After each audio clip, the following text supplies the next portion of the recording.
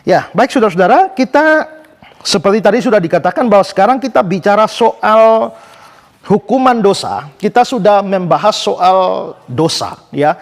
Dan saya sudah katakan sebelumnya bahwa pembahasan tentang dosa yang panjang lebar dari hukum yang pertama sampai hukum yang ke-10 itu semata-mata mempunyai satu tujuan. Tujuannya adalah menunjukkan siapa kita di mata Tuhan, yaitu kita ini adalah orang berdosa. Ya, mungkin orang menyadari bahwa dia adalah orang berdosa, tapi dia masih merasa cukup baik. Saya orang berdosa, tapi saya juga orang baik. Saya memang akui saya orang berdosa, tapi tidak berdosa-berdosa amat. Saya memang di hadapan Tuhan tidak putih bersih, tapi juga tidak hitam legam. Saya abu-abu sajalah. Mungkin orang berpandangan begitu, tapi dengan melihat atau membahas hukum 1 sampai hukum 10, dan saya memberikan begitu banyak contoh pelanggaran, baik pelanggaran contohnya dari hukum 1 sampai hukum 10, dan kalau kita melihat semua itu, maka kita ternyata dosa kita bukan cuma banyak, tapi banyak sekali. Kita akan dapati diri kita bukan hanya sekedar abu-abu di hadapan Tuhan, tapi kita bahkan hitam legam. Bahkan di dalam Roma pasal yang ketiga ayat yang ke-10 sampai 12 itu bahkan dikatakan bahwa tidak seorang pun yang berbuat baik, seorang pun tidak di hadapan Tuhan.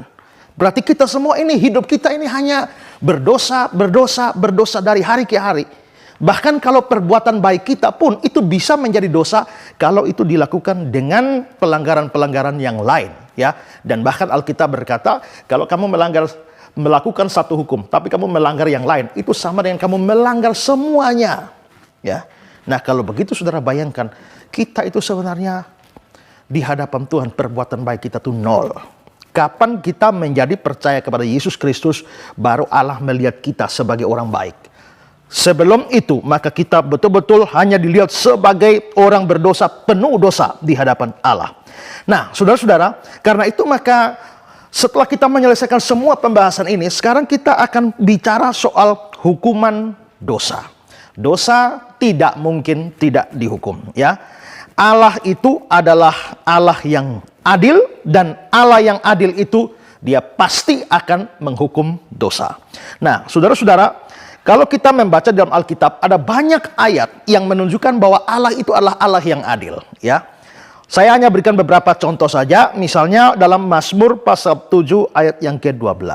Coba dibacakan, Mazmur 7 ayat 12. Mazmur 7 ayat 12. Allah adalah hakim yang adil dan Allah yang murka setiap saat. Ya, Allah adalah hakim yang adil. Lalu Allah murka setiap saat. Kenapa kok murka tiap saat? Ya karena tiap saat orang berdosa. Ya, Allah itu adalah Allah yang adil. Itu penegasan. Lalu juga lihat lagi ayat yang lain, Mazmur pasal 11 ayat yang ke-7. Sebab Tuhan adalah adil dan Ia mengasihi keadilan. Orang yang tulus akan memandang wajahnya. Ya, Allah itu adalah Allah yang adil. Saya coba berikan 2 ayat. Kalau kita mau mencari di dalam Alkitab yang menyatakan Allah itu adalah Allah yang adil, adalah hakim yang adil, begitu banyak ayat kita akan temukan di sana, ya saudara. Nah, jadi Allah ini adalah Allah yang adil. Lalu kalau memang Allah ini adalah Allah yang adil, apa perwujudannya keadilan Allah ini? Perwujudan dari keadilan Allah ini adalah dia harus menghukum orang berdosa. Allah yang adil tidak mungkin tidak hukum yang berdosa. Kalau ada orang berdosa tidak dihukum, Allah tidak adil. Kalau kita lihat di dalam dunia ini, hakim-hakim dunia ini kalau menghakimi orang, biasanya adalah yang salah tidak dihukum, yang tidak salah dihukum. Yang bersalah, yang berbuat jahat, boleh berkeliaran. Yang baik, yang tidak salah, bisa mendekam dalam penjara. Itu karena apa? Karena kita menyebutnya, oh hakimnya tidak adil. Tapi Allah adalah hakim yang adil. Kalau Allah itu hakim yang adil, maka tidak mungkin yang bersalah itu tidak dihukum. Ya, coba kita melihat Yosua pasal 24 ayat 19. Yosua 24 ayat 19. Tetapi Yosua berkata kepada bangsa itu, tidaklah kamu sanggup beribadah kepada Tuhan, sebab Dialah Allah yang kudus, Dialah Allah yang cemburu. Ia tidak akan mengampuni kesalahan dan dosamu. Dia tidak akan mengampuni kesalahan dan dosamu. Kalau dia tidak ngampuni, apa yang dia lakukan? Ya dia pasti hukum. Kalau kita lihat Yosua 24 ini konteksnya Yosua memberi tantangan kepada orang Israel. Ya, putuskan kepada siapa kamu beribadah. Ya, kepada Allah nenek moyangmu yang disembah di seberang sungai Efrat. Tapi aku dan keluargaku hanya menyembah Yahweh. Nah ini pilihannya menyembah Yahweh atau menyembah dewa-dewa. Nah di sini dialah Allah yang cemburu. Dan dalam episode-episode sebelumnya saya sudah tegaskan bahwa cemburunya Allah ini karena Allah dan Israel itu hubungannya digambarkan sebagai suami dan istri. Dan karenanya kalau Israel ini menyembah berhala, itu mendatangkan kecemburuan Allah dan itu dianggap sebagai sebuah perzinahan. Makanya disebut sebagai perzinahan atau persundalan rohani. Nah, karena itu Allah cemburu. Nah, maka kalau terjadi seperti ini, orang tidak setia kepada Yahweh, maka dikatakan dia tidak akan mengampuni kesalahan dan dosamu. Kalau dia tidak ampuni, apa yang akan terjadi? Ya pasti dia akan menghukum. Kenapa menghukum? Ini keadilan. Ya. Satu ayat lagi yang lebih jelas menyatakan hal ini adalah dalam kitab Nahum. Nahum pasal 1 ayat 2 dan 3. Nahum pasal 1 ayat 2 dan 3. Tuhan itu adalah yang cemburu dan pembalas. Tuhan itu pembalas dan penuh kehangatan amarah.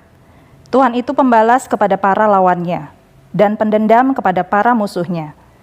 Tuhan itu panjang sabar dan besar kuasa, tetapi ia tidak sekali-kali membebaskan dari hukuman orang yang bersalah. Ya, cukup di situ. Perhatikan ayat 3. Tuhan itu panjang sabar.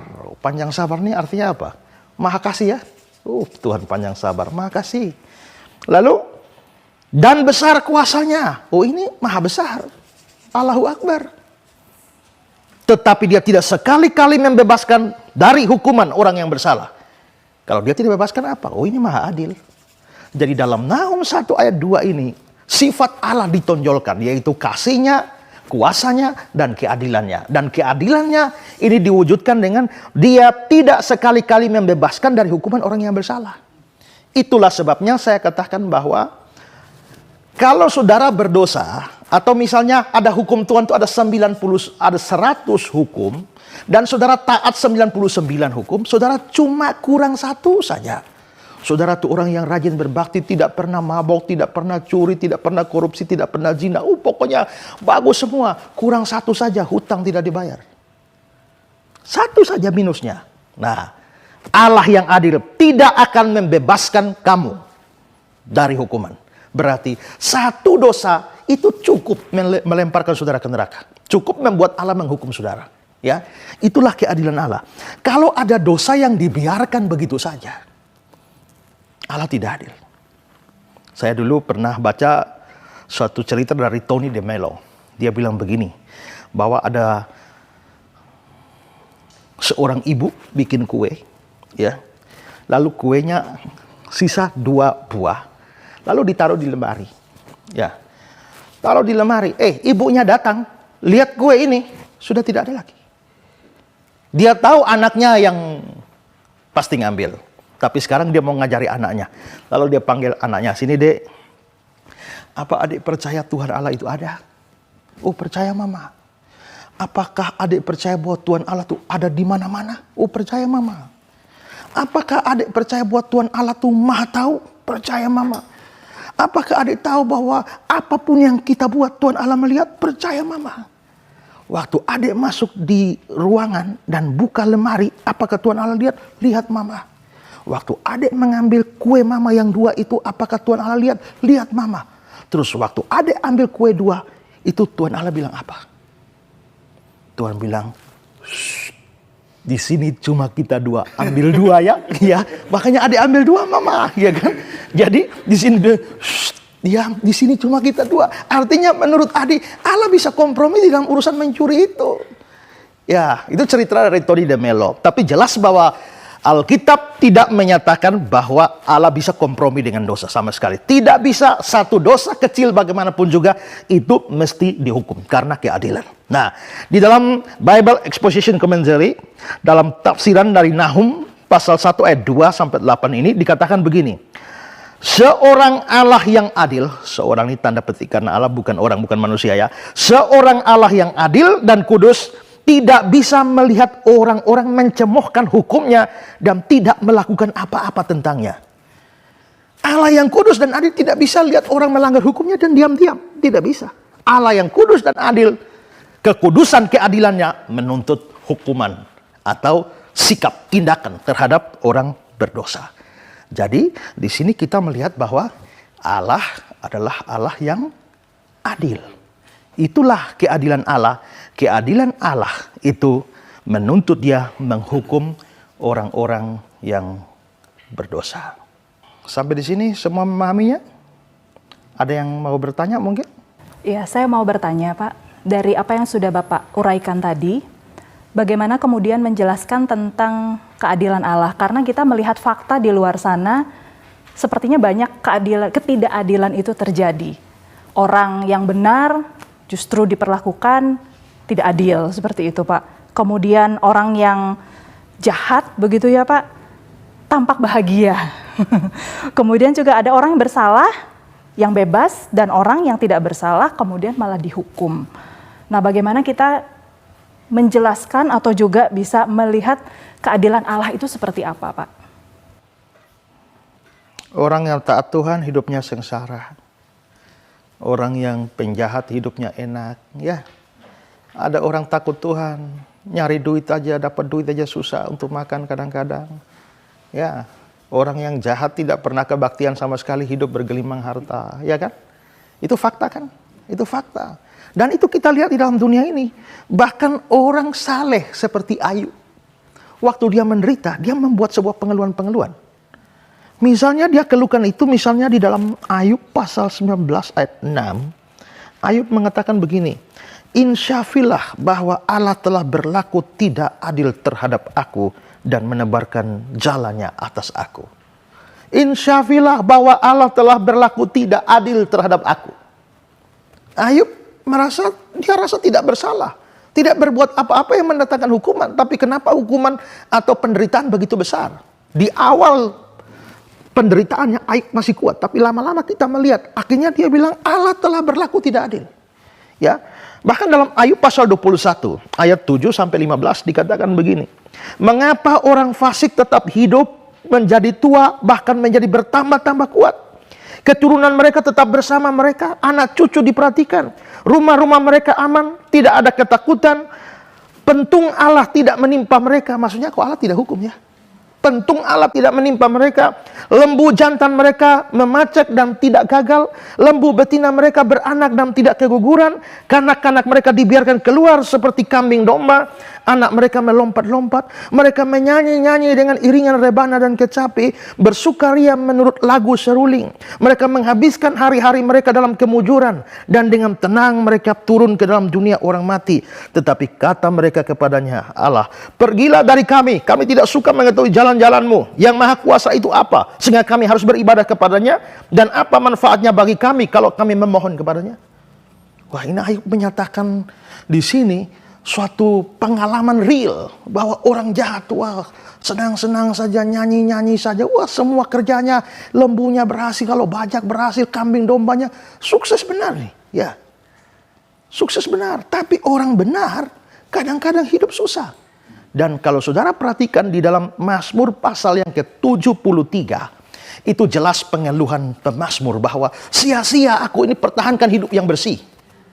Sedangkan orang-orang jahat, orang fasik itu bertambah-tambah, ya, bertambah-tambah kuat dan sebagainya. Di dalam Mazmur 73 ayat 3 dikatakan, aku cemburu kepada pembual-pembual kalau aku melihat kemujuran orang fasik. Kesakitan tidak ada pada mereka, sehat dan gemuk tubuh mereka. Orang fasik itu sehat dan gemuk, tapi bukan berarti orang yang gemuk pasti orang fasik. Begitu ya. Nah, mereka tidak mengalami kesusahan manusia, mereka tidak kena tulah, ya. Mereka berkalungkan kecongkakan, berpakaian kekerasan, dan seterusnya. Wah, ini enak sekali. Nah, pertanyaan saudara bagus. Di mana keadilan Allah dalam kasus-kasus seperti ini? Nah, saudara, untuk memahami keadilan Allah, kita perlu memikirkan dua hal. Pertama, Allah itu memang Allah yang adil. Tapi Allah itu juga panjang sabar. Ya. Jadi terhadap orang yang jahat, kadang-kadang kita lihat orang buat jahat apa-apa, Allah tidak bersikap apa-apa.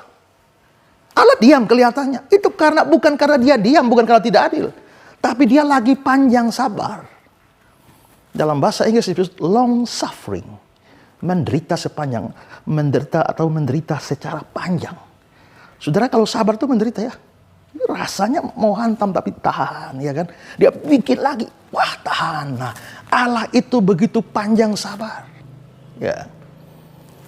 Saya ingat ada satu lagu ya dari siapa? Victor Huta Barat. Entah berapa kali daku berkhianat padamu Tuhan, mengapa setiamu ya Tuhan tetap kepadaku. Entah berapa kali saya berkhianat, sudah tidak bisa hitung lagi. Coba saudara bayangkan, tiap kali saudara satu kali tipu kilat sambar dari langit, habis semua manusia, ya kan? Tapi ternyata Tuhan panjang sabar. Saudara, ada seorang ateis, pernah dia berdiri di hadapan orang-orang yang percaya Tuhan, dia bilang, saya tidak percaya ada Allah. Semua kaget. Lalu dia bilang, kalau memang ada Allah, sekarang sambar saya dengan kilat dari langit. Kita tunggu 5 menit. Semua tahan napas dan harap betul-betul ada kilat sambar. Ternyata lewat 5 menit nggak ada kilat apa-apa. Dia tanya lagi, saya tantang, kalau memang ada Allah, sekarang turunkan hujan dalam 5 menit. Hujan tidak turun juga. Maka setelah itu dia bilang, kalau begitu di mana Allah? Tidak ada Allah. Setelah semua acara selesai, seorang Kristen yang berpengaruh diminta tanggapan terhadap itu. Lalu orang Kristen itu menjawab, orang bodoh itu mengira bahwa dia bisa menguras kesabaran Allah dalam waktu 10 menit? No way. Ya. Allah itu begitu panjang sabar. Tapi panjang sabar Allah itu untuk apa? Ya, kalau saudara baca dalam Roma 2 ayat 4 sampai 5, maukah engkau menganggap sepi kekayaan kemurahannya, kesabarannya dan kelapangan hatinya? Tidakkah engkau tahu bahwa maksud kemurahan Allah ialah menuntut engkau kepada pertobatan? Jadi Allah panjang sabar itu supaya orang jahat itu bisa bertobat. Bagaimana kalau sudah panjang sabar, tidak bertobat juga? Nah, kalau tidak bertobat baru keadilan dijatuhkan. Ayat 5-nya ya. Tetapi oleh karena kekerasan hatimu yang tidak mau bertobat, engkau menimbun murka Allah atas dirimu pada hari waktu mana murka dan hukuman Allah yang adil akan dinyatakan. Ya, itu Roma. Nah, sekarang perhatikan kata-kata ini. Engkau menimbun murka atas dirimu. Jadi, kira-kira begini. Kamu berzina, Tuhan hukum? Tidak. Belum. Kamu maki orang, Tuhan tidak hukum? Tidak. Belum. Tapi, Tuhan hitung. Saya ambil contoh ya. Ini hanya contoh saja. Kalau misalnya satu dosa itu mesti ditampar 1 kali. Ya. Kalau kamu berzina mestinya ditampar 1 kali, tapi Tuhan belum tampar. Sabar. Kamu tipu orang. Kok Tuhan tidak bikin apa-apa? Tidak. Tuhan panjang sabar. Tapi dia 2. Artinya kamu sudah punya tabungan ditampar 2 kali. Ya. Kamu maki orang. Tuhan hukum? Tidak. Tuhan sabar. Tapi hitung. Sampai kira-kira di 87 ini orang tidak bertobat. 1 kali pukul itu 87 pukulan. Mampuslah kau. Kira-kira begitu ya. Jadi orang yang berdosa tapi tidak dihukum-hukum, sekali dihukum itu bahaya luar biasa. Karena itu semua akumulasi dari semua dosa ini. Ya. Jadi di sini kita bisa lihat kenapa kok Allah sepertinya membiarkan orang-orang yang ini. Allah tidak biarkan, cuma lagi panjang sabar. Ya. Itu pertama. Kedua adalah memang di dunia ini keadilan Allah sedang dikerjakan, tapi belum tuntas. Keadilan Allah itu baru tuntas nanti pada pengadilan akhir zaman. Jadi ada orang bisa enak di sini. Bahkan tadi dibilang ya, dengan tenang turun ke dunia orang mati. Makanya kita bilang, telah meninggal dunia dengan tenang. Ada orang jahat tapi meninggal dunia dengan tenang. Ada orang benar tapi meninggal dunia dengan meronta-ronta. Ya kan? Orang mati syahid. Nah, kalau kita lihat bagaimana ISIS menggorok orang mati dengan cara mengerikan. Itu meninggal dengan tidak tenang. Tapi pengadilan Allah baru sungguh-sungguh dinyatakan nanti di ujung akhir. Ya, karena itu kalau saudara lihat, ini sama seperti proses pengadilan belum selesai. Kalau proses pengadilan, sidang pengadilan belum selesai, jangan buru-buru mengatakan hakim tidak adil. Nanti selesai dulu, ya. Setelah di ujung semua putusan terakhir, baru kita akan lihat keadilan Allah sempurna dan tidak ada satupun dibiarkan. Karena itu jangan kecewa ya kalau lihat fakta hidup yang tidak sesuai dengan, kok janji firman Tuhan begini tapi saya begini, itu orang begini, kok kenapa kok? Tenang, keadilan Allah belum selesai. Ini dari proses. Nanti satu hari kelak baru kita akan lihat keadilan Allah. Hakim yang agung itu, hakim yang adil itu akan menyatakan keadilannya secara penuh. Ya.